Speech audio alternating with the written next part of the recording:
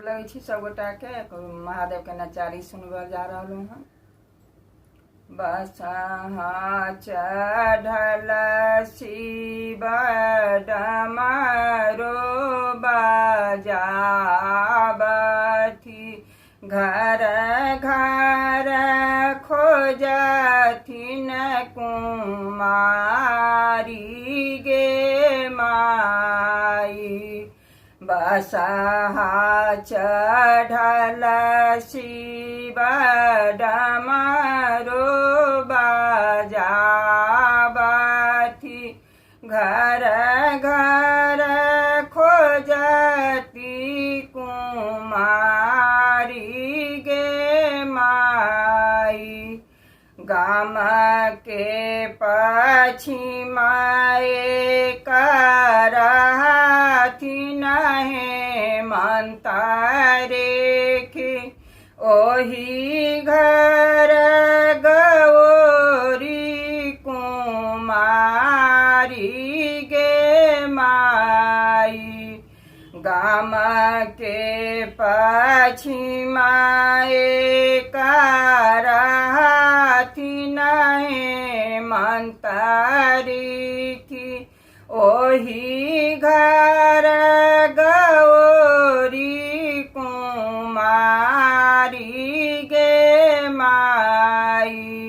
परिछन चललानी माई मनाइन, बर देखी खसली मुरुझाई गे माई। परिछन चललानी माई मनाइन, बर देखी खसली जमाई गे माई। मन छल चित छल करब प्रथम बार, भये गेल बुढ़ाबा भिखारी गे माई। मन छल चित छल करितौं प्रथम बार, मिली गेल बुढ़ाबा भिखारी गे माई।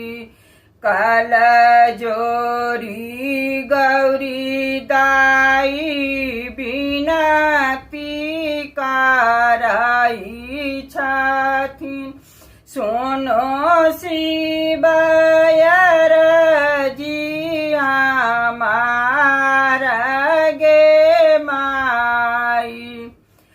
कल जोरी गौरी दाई बिनती करई छथिन, सुनो शिवयर जी हमार गे माई।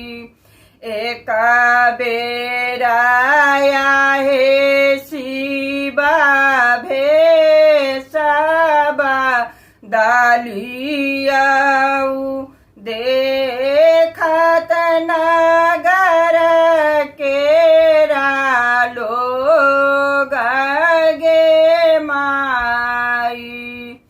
एक बेरा आहे शिव भेषब दलियऊ, देखत